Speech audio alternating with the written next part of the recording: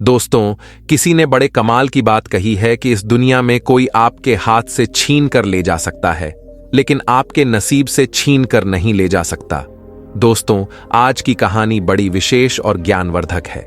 उम्मीद करता हूं आप इसे पूरा सुनेंगे। नमस्कार दोस्तों, मोटिवेशनल बुद्धा यूट्यूब चैनल में आपका दिल से स्वागत है। अपने वह नहीं होते जो तस्वीरों में साथ खड़े होते हैं, अपने तो वह होते हैं जो तकलीफों में साथ खड़े होते हैं। सबके दिलों का सांस अलग होता है। इस दुनिया में सबका व्यवहार अलग होता है।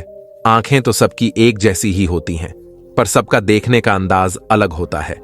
लोग कहते हैं जिंदगी मिली है अपने हिसाब से जीने के लिए, लेकिन वही लोग सुबह होते ही किसी और के हिसाब से जीने चले जाते हैं।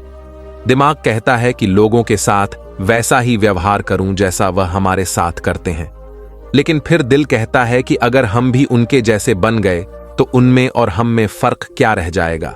हासिल कर एक मुकाम नया वक्त बदल जाता है, इंसान बदल जाते हैं, वक्त वक्त पर रिश्तों के अंदाज बदल जाते हैं। कभी कह दिया अपना तो कभी कर दिया पराया। दिन और रात की तरह पुराने समय की बात है। एक महान विद्वान ब्राह्मण थे जिसका नाम आचार्य त्रिपाठी था। आचार्य के परिवार में सिर्फ वह, उसकी पत्नी और उनका एक छोटा बेटा था। आचार्य का अधिकांश समय अध्ययन और लेखन में ही व्यतीत होता। उन्होंने कई महत्वपूर्ण पुस्तकें और ग्रंथों की रचना की थी, परंतु अपने लेखन और ज्ञान में इतने व्यस्त रहते थे कि अपने इकलौते पुत्र अर्पण पर ध्यान देने का समय ही नहीं मिल पाता था। एक दिन आचार्य की पत्नी ने उनसे कहा, क्या आपको अपने इकलौते पुत्र से कोई प्रेम ममता है या नहीं? पूरे दिन आप बस अध्ययन और लेखन में ही व्यतीत करते हैं। आचार्य ने उत्तर दिया, मेरे पास इन भावनाओं के लिए समय कहाँ है। आचार्य जी विद्वानों के बीच बहुत प्रतिष्ठित थे और राजा के दरबार में भी उनका बहुत सम्मान था। राजा ने कई बार उन्हें अपने दरबार में सलाहकार बनने के लिए अनुरोध किया था, लेकिन आचार्य हमेशा यह कहकर इनकार कर देते कि महाराज, आपकी सेवा में आने पर मुझे आपकी चापलूसी करनी पड़ेगी, जो मैं नहीं कर सकता। दूसरी तरफ उनका पुत्र अर्पण अपनी मां की अत्यधिक लाड़ प्यार में बिगड़ गया था। वह पाठशाला जाने की बजाय आवा लड़कों के साथ समय बिताने लगा। आचार्य जी अपने लेखन और अध्ययन में इतने व्यस्त रहते थे कि उन्हें अपने पुत्र की हरकतों का पता ही नहीं चलता था। अर्पण ने जुआ खेलना शुरू कर दिया और समय के साथ मदिरापान भी करने लगा। उसकी संगत कुछ चोर उचक्के जैसे युवकों के साथ हो गई थी।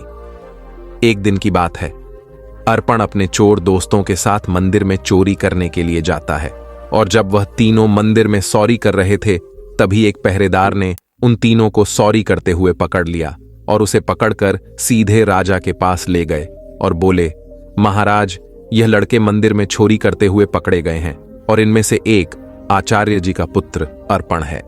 यह सुनकर राजा भी अचंभित रह गए कि ज्ञान और धर्म का उपदेश देने वाले आचार्य का पुत्र चोरी में लिप्त है। राजा ने तुरंत एक सैनिक को आचार्य जी के घर पर सूचना देने के लिए भेजा। सैनिक ने जाकर कहा, आचार्य जी, आपका बेटा राजमहल में है, उसे मंदिर में चोरी करते हुए पकड़ा गया है। यह सुनकर आचार्य जी ने कहा, ओ, ये क्या मेरे मुंह पर काली खपत लग गई, अब मैं किसी को क्या मुंह दिखाऊंगा। उनकी पत्नी ने कहा, महाराज, आपका बहुत सम्मान करते हैं, आप चाहे तो उसे माफी मिल सकती है। आचार्य जी ने उत्तर दिया, नहीं, मैं एक अपराधी की सिफारिश कर नहीं करूंगा, यह भी एक अपराध है।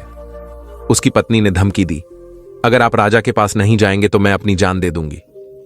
इस प्रकार आचार्य जी ने अपने सिद्धांतों के आगे झुकने से इनकार कर दिया, और यही उनके व्यक्तित्व की महानता को दर्शाता है। आचार्य ने भारी मन से कहा, ओह, तुम्हारी इस जिद की वजह से मुझे राजा के पास जाना ही पड़ेगा। पत्नी की बात मानकर अनिच्छा के बावजूद वे राजमहल पहुंचे।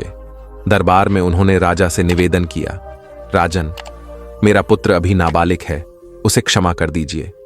राजा ने गंभीरता से जवाब दिया, यदि ऐसी बात है तो आपको राज दरबार में सभी के सामने मुझसे सार्वजनिक रूप से माफी मांगनी होगी, तभी मैं आपके बेटे को माफ कर सकता हूं। आचार्य ने सिर झुकाकर कहा, ठीक है राजन, मैं भरे दरबार में आपसे अपने बेटे के लिए क्षमा याचना करता हूं। आचार्य की इस विनती पर राजा ने उनके बेटे को इस शर्त पर माफ कर दिया कि भविष्य में वह कोई अपराध नहीं करेगा। परंतु इस घटना के बाद आचार्य जी की प्रतिष्ठा में धक्का लग गया। वे जहां भी जाते लोग उसे कहते कि आचार्य का बेटा चोर और उचक्के हैं। यह सब सुनकर आचार्य जी को बहुत दुख होता। इस अपमान और बेइज्जती के चलते आचार्य जी अब बीमार रहने लगे। उनके स्वास्थ्य पर इसका गहरा असर पड़ा। बेटा तो घर आ गया, लेकिन चोरी की उसकी आदत गई नहीं। उसने आचार्य जी की किताबें उठाकर बेचना शुरू कर दिया। एक दिन आचार्य जी ने पूछा, मेरी पुस्तकें कहां गई? तो बेटे ने लापरवाही से कहा, पिताजी, मैंने घर का कोड़ा कचरा साफ कर दिया। आचार्य क्रोधित होकर बोले, अरे निकम्मे, तूने मेरा सर्वनाश कर दिया बेटा। उसे स्वर में बोला, आप तो हमेशा मुझे कोसते ही रहते हैं। मुझे लगा वह किताबें किसी काम की नहीं, इसलिए मैंने उसे बेच दिया। आचार्य जी ने उसे ज्यादा कुछ कहा नहीं। समय बीतने के साथ साथ आचार्य की बीमारी और गंभीर होती गई। वे चिंतित थे कि उनके बाद उनकी पत्नी और आवारा बेटे का क्या होगा। वे बीमार थे, फिर भी एक महत्वपूर्ण ग्रंथ की रचना कर रहे थे। वे सोचते, मैं यह ग्रंथ पूरा करके ही मरूंगा। बीमारी के बावजूद वे दिन रात लिखते रहे और एक दिन उनका यह ग्रंथ पूरा हो गया। उन्होंने सोचा, मेरा ग्रंथ तो पूरा हो गया है, लगता है मेरे जीवन के दिन भी पूरे हो गए हैं। उस दिन उन्होंने अपने बेटे को पास बुलाया और कहा, बेटा, अभी भी समय है, तुम संभल सकते हो, अपने आप को काबिल बना सकते हो। उन्होंने अपना लिखा हुआ ग्रंथ बेटे को देते हुए कहा, बेटा, तुम्हारी बर्बादी मेरी ही लापरवाही का नतीजा है। यह अमूल्य ग्रंथ संभाल कर रखो, तुम्हें देने के लिए मेरे पास कुछ और नहीं है। अर्पण ने वह ग्रंथ की पोथी अपने पास रखी, परंतु मन ही मन वह सोच रहा था, मैं इस पोथी का क्या करूंगा? मुझे पढ़ना लिखना तो आता ही नहीं। अगर पिताजी ने कुछ पैसे देते तो बात भी थी। अगले दिन सुबह आचार्य का देहांत हो गया। उनकी मृत्यु के बाद उनके परिवार पर मानो दुखों का पहाड़ टूट पड़ा था, परंतु अर्पण को इस बात की कोई चिंता नहीं थी। वह तो अपने पिताजी के सामान में धन की तलाश करने लगा।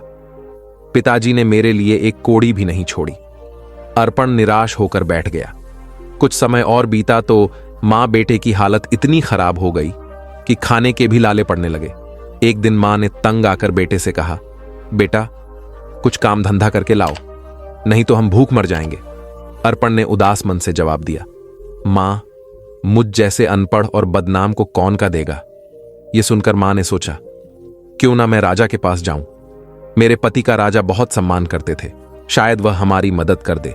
यह सोचकर वह राज दरबार पहुंची और राजा से गुहार लगाई, महाराज, हम भूखों मर रहे हैं, हमारी मदद कीजिए। राजा ने खड़े स्वर में कहा, क्या मदद? तुम्हारे पति को मैंने बहुत बार सलाहकार बनने के लिए अनुरोध किया था, लेकिन आचार्य हमेशा यह कहकर इनकार कर देते कि महाराज, आपकी सेवा में आने पर मुझे आपकी चापलूसी करनी पड़ेगी, जो मैं नहीं कर सकता। राजा ने कहा, तुम्हारा बेटा अब कमाने लायक है, मैं तुम्हारी कोई मदद नहीं कर सकता। निराश होकर मां घर लौट आई। घर पहुंचकर अर्पण ने मां को अपने पिता की दी हुई पोथी दिखाते हुए पूछा, मां, पिताजी ने यह पोथी मुझे क्यों दी? मां ने दुखी स्वर में कहा, बेटा, यह तेरे पिता की ज्ञान की आखिरी निशानी है। अर्पण ने उस पोथी को पढ़ने की कोशिश की, पर वह उसके लिए काला अक्षर भैंस बराबर थी। कुछ सोचकर वह अपने पड़ोस के रामू काका के पास गया और बोला, रामू काका, आप तो पढ़े लिखे हैं, क्या आप मुझे इस पोथी का मतलब बता सकते हैं? रामू काका ने पोथी खोलकर देखा और बोले, इसमें तो बहुत कठिन श्लोक लिखे हैं, इनका अर्थ तो कोई महापंडित ही बता सकता है। अर्पण निराश होकर वापस लौट आया। उसने कई जगह काम ढूंढने की कोशिश की, पर अपनी बुरी छवि के कारण किसी ने उसे काम पर रखने से इनकार कर दिया। वह जहां भी जाता लोग उसे दुत्कार कर भगा देते थे। इस बीच उसकी मां भूख और बीमारी से कमजोर होती चली गई। अपनी मां की लाचारी और उसकी भूख को देखकर अर्पण ने खाने का इंतजाम करने की ठानी और घर से निकल पड़ा। चलते चलते उसकी नजर एक बगीचे पर पड़ी जिसमें फलों के पेड़ लगे हुए थे। उससे रहा ना गया और वह बगीचे के अंदर चला गया। अर्पण ने जल्दी से कुछ फल तोड़े, लेकिन तभी बगीचे का पहरेदार वहां आ गया। सहयोग से वह बगीचा महाराज का था। एक बार फिर अर्पण को पकड़कर महाराज के सामने पेश कर दिया गया। पहरेदार ने कहा, महाराज, यह आपके बगीचे से फल चुरा रहा था। राजा ने गुस्से में कहा, अरे, तुम्हारी अब तक आंखें नहीं खुली, तुमने फिर से चोरी की। अर्पण गिर गिर कर बोला, महाराज, मैं कई दिनों से भूखा हूं, राजा ने कड़क आवाज में कहा, चुप हो जाओ। अगर तुम आचार्य के पुत्र ना होते तो तुम्हें सूली पर चढ़ा देता। तुमरी यही सजा है कि तुरंत मेरा राज्य छोड़ दो। वह बेचारा कह भी नहीं पाया कि वह भूख से लाचार है। राज्य से निकाले जाने की सजा पाकर जब बेचारा अर्पण घर लौटा तो उसकी मां की मृत्यु हो चुकी थी, क्योंकि कई दिनों से उसने कुछ नहीं खाया था और उसे हमेशा चिंता सताती रहती कि मेरे जाने के बाद मेरे बेटे का क्या होगा। दुखी मन से उसने अपनी मां का अंतिम संस्कार किया और राज्य छोड़ने का निश्चय कर लिया। अर्पण ने अपने पिता की दी हुई पोथी को संभाल कर एक थैले में डाला और राज्य छोड़कर चल दिया। दोस्तों, जिंदगी के एहसास बदल जाते हैं। जब कोई हाथ और साथ दोनों ही छोड़ देता है, तब कुदरत कोई ना कोई उंगली पकड़ने वाला भेज देता है। मुस्कुराकर चलते रहिए। मुंह पर कड़वा बोलने वाले कभी धोखा नहीं देते। डरना तो मीठा बोलने वालों से चाहिए, जो दिल में नफरत पालते हैं और समय के साथ बदल जाते हैं। नामुमकिन कुछ भी नहीं है। हम वह सब कर सकते हैं जो हम सोच सकते हैं, और वह सब सोच सकते हैं जो हमने कभी नहीं सोचा कि सब कुछ संभव है। हर कोई कहता है कि ईश्वर नजर नहीं आता। सच तो यह है कि जब संकट में कोई साथ नहीं देता तो वही नजर आता है। सहारे इंसान को खोखला कर देते हैं और उम्मीदें कमजोर कर देती हैं। अपनी ताकत के बल पर जीना शुरू कीजिए। आपका खुद से अच्छा साथी और हमदर्द कोई और नहीं हो सकता। यकीन जानिए, अगर आप हारना सीख लेंगे तो जीत रोती पीटती आप चली ही आएगी। वक्त आपका है। चाहो तो सोना बना लो, चाहो तो सोने में गुजार दो। अगर आप जानते हैं कि आप वाकई में सही हैं, तो लोगों को जो चाहे कहने दो। फिर पीठ पीछे आपकी बात चले भी तो घबराना मत, क्योंकि बात उन्हीं की होती है जिनमें कोई बात होती। बढ़ते रहे कदम, बस मंजिल की ओर। कुछ मिले ना मिले, तजुर्बा तो नया होगा। भूमि पर फल के लिए श्रम सबको करना पड़ता है। परमात्मा सिर्फ लकीरें देता है, उसमें रंग हमको भरना पड़ता है। अर्पण चलते चलते वह एक घने जंगल में पहुंचा और सोचा, यही फूल फल खाकर गुजारा करूंगा। वह एक पेड़ के नीचे बैठ गया और अपने पिता की पोथी को खोलकर फिर से पढ़ने की कोशिश करने लगा। शायद इसमें छिपे ज्ञान से मेरे दुखों का अंत हो जाए। बेचैनी में वह पोथी के पन्ने पलट रहा, लेकिन उसे कुछ समझ नहीं आ रहा था। उसने सोचा कि काश मैं पढ़ पाता। पिताजी ने मरते वक्त कहा था कि यह ग्रंथ अमूल्य है। अचानक हवा का एक तेज झोंका आया और पोथी में से कुछ पन्ने उड़ गए। अर्पण ने उन पन्नों को पकड़ने की कोशिश की, पर वह असफल रहा। वह सोचने लगा, पता नहीं कितने पन्ने उड़ गए हैं। उसने पोथी को वापस बंद किया और आराम करने के लिए पेड़ के नीचे सो गया। उसी जंगल में एक युवराज शिकार खेलने के लिए भटक रहा था। हवा में उड़ता हुआ पोथी का एक पन्ना उसके हाथ लग गया। उसने उसे देखा और पढ़ने लगा। किसी ने सुंदर हस्तलिपि में संस्कृत का श्लोक लिखा है, किंतु मैं संस्कृत नहीं जानता। कुछ सोचकर युवराज ने वह पन्ना अपनी जेब में रख लिया और शिकार की तलाश में आगे बढ़ गया। तभी उसकी नजर एक हिरण पर पड़ी और वह उसका पीछा करने लगा। हिरण अपनी जान बचाने के लिए एक प्राचीन मंदिर की दिशा में भागा और युवराज उस प्राचीन मंदिर में दाखिल हो गया। जंगल के बीच में यह एक प्राचीन मंदिर था, जहां कुछ वनवासी पूजा कह रहे थे। उनका पुजारी कह रहा था, भाइयों, देवी को प्रसन्न करने के लिए हमें नौजवान युवक की बलि देनी होगी। तभी युवराज ने मंदिर में प्रवेश किया। वनवासियों ने उसे देखा और बोले, पुजारी जी, संयोग की बात है। युवक भी आ गया, क्यों ना इसी की बलि दे दी जाए। यह सुनकर युवराज सोच में पड़ गया। अगर मैंने इन्हें अपना असली परिचय दे दिया तो यह मुझे अवश्य ही बलि पर चढ़ा देंगे, क्योंकि यह शत्रु देश के राजा का है। वनवासियों ने युवराज को रस्सी से बांध दिया। तब युवराज ने कहा, पुजारी जी, मैं एक नीच कुल की संतान हूं। मेरी बलि देने से देवी अपवित्र हो जाएंगी। पुजारी ने हंसते हुए सख्त स्वर में कहा, अरे, देवी को बलि चाहिए, उन्हें ऊंच नीच से कोई मतलब नहीं है। युवराज अपने जीवन से निराश हो गया और सोचने लगा, झूठ बोलकर भी मैं अपने प्राण नहीं बचा पा रहा हूं। जब उसे बलि के लिए लाया गया तो उसने कहा, भाइयों, बलि पर चढ़ाने से पहले मैं अपनी एक अंतिम इच्छा पूरी करना चाहता हूं। मेरी जेब में एक भोजपत्र है। क्या कोई उसे पढ़कर उसका अर्थ बता सकता है? मेरी यही अंतिम इच्छा है। पुजारी ने कहा, अवश्य लाओ, मैं तुम्हें उसका अर्थ बताता हूं। पुजारी ने उस ग्रंथ के पन्ने को अपने हाथ में उठाया और कहने लगा, इस भोजपत्र पर 2 श्लोक अंकित हैं। पहले का अर्थ है एक झूठ कई झूठों को जन्म देता है और झूठा व्यक्ति अंततः मुसीबत में फंस जाता है। दूसरे श्लोक का भावार्थ है किसी के प्राण लेना सरल है परंतु किसी को जीवन देना अत्यंत कठिन है। युवराज यह सुनकर फूट फूट कर रोने लगा। पुजारी ने उससे पूछा, तुम रो क्यों रहे हो? युवराज ने रोते हुए कहा, ये दोनों श्लोक मुझ पर ही चरित्रालु होते हैं। यह सुनकर वनवासियों को अपनी गलती का एहसास हुआ। उनमें से एक आगे बढ़कर बोला, पुजारी जी, यह युवक सच कह रहा है, हमें इसे जबरदस्ती बलि पर चढ़ाने का कोई अधिकार नहीं है। तब वनवासियों ने युवराज को मुक्त कर दिया। पुजारी ने कहा, जाओ नौजवान, इस श्लोक ने हमारी आंखें खोल दी हैं। हम आज के बाद देवी को किसी जीव की बलि नहीं चढ़ाएंगे। युवराज, जिसका नाम यंस था, उसने उनका धन्यवाद किया और महल की ओर चल दिया। लौटते समय वह विचारों में खोया हुआ था और सोच रहा था, यह भोजपत्र कितने अनमोल है, इन्होंने मेरे प्राण बचाए। हो सकता है ऐसे सुंदर उपदेशों वाले और भी पन्ने हो। महल वापस पहुंचकर युवराज ने अपने पिता के चरणों में प्रणाम किया और कहा, पिताजी, आपने मुझे शिकार खेलकर जीवों की हत्या करने से मना किया था। मैंने आपसे झूठ बोलकर शिकार खेलने गया था और मुसीबत में फंस गया, परंतु इन श्लोकों ने मेरे प्राण बचा लिए। फिर युवराज ने राजा रुद्र प्रताप को अपनी आप बीती सुना दी। उसने कहा, ऐसे श्लोक जो दूसरों को अहिंसा की शिक्षा देते हैं और जिन्होंने मेरे प्राण बचाए, मेरे लिए हजारों मोहरों के बराबर है। पिताजी, इस भोजपत्र पर पन्नों की संख्या 3 लिखी है। यह किसी अनमोल पोथी के हिस्से है।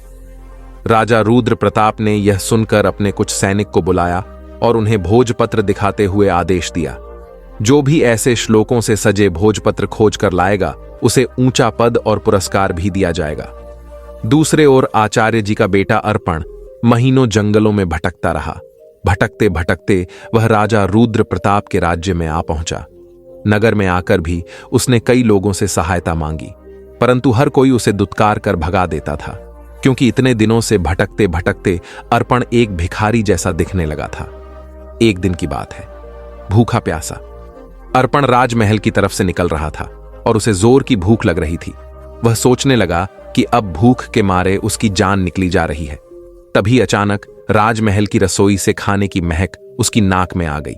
अनायास ही वह उस मोह सुगंध की ओर खींचता चला गया और सीधा रसोई घर में जा पहुंचा।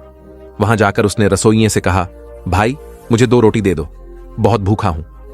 रसोइये ने उसे दुत्कारते हुए कहा, जा, भाग यहां से।